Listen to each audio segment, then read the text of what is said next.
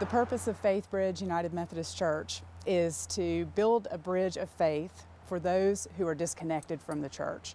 So our goal is to reach out to people who are not too sure about this God thing, and especially are not very sure about this church thing. And that really is who we reach. Well, this is a new church plant. We started in 2002 with about 15 people in a garage, and then we've worshiped mostly at the Blowing Rock School through the years. For a while we worshiped at the Mystery Hill locations, kind of near Tweetsea Railroad. And then this is land that we purchased in the fall of 1996. In the fall of 2006 we purchased this land. We're building this building as a phase 1 building project, and we have a master plan with 3 phases. And this phase 1 includes a lobby area, a sanctuary, 1 children's room, a coffee bar, bathrooms, and a prayer room. Our prayer team sponsored a day in April where people came and wrote prayers in the walls. And we decided we wanted to do this because it's not about the building, it's about what God is going to do in this place. So we're just calling on God to work in this place. So this particular one that I really love it says, "Holy Spirit, be in this place even when God's people are not." So I think the reason I like that prayer so much is it just reminds us that it's really not about us, it's about God's work in this place. Our children's ministry has more than 50 children, so that's one of our big blessings, is all the little ones, especially babies and toddlers. We have them running out of our ears. And so this prayer says, "May children who receive ministry here know God's love and God's calling on their lives." So that just about says it all. We just really believe that we're trying to reach the next generation and build disciples with our young ones.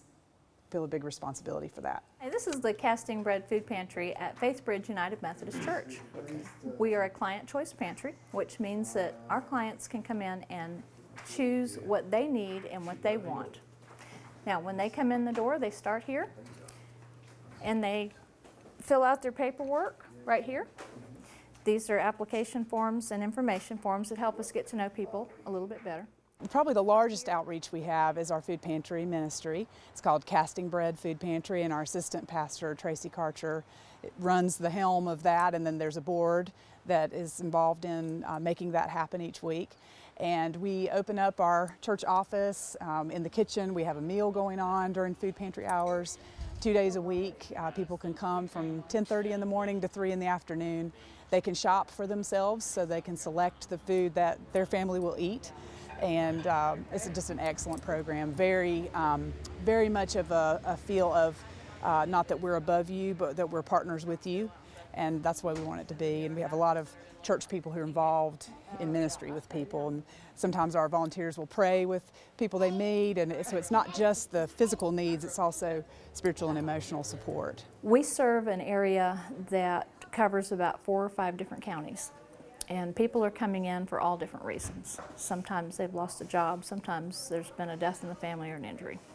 We serve about 600 individuals each month, and that comes to about 300 families in total each month. For us, the experience of growth has been steady and constant, never any kind of spike for us.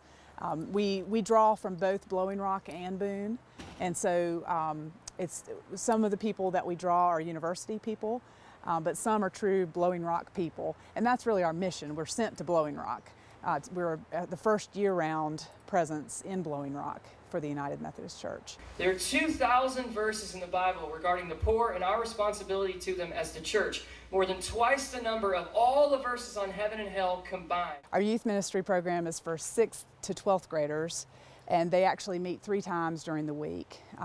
Once right after church on Sundays, then on Wednesdays after school they gather at our youth minister and worship leader's house for Bible study and just some fellowship time. I do ask that you use us, use this group, and help us to just shine your light and your love for others.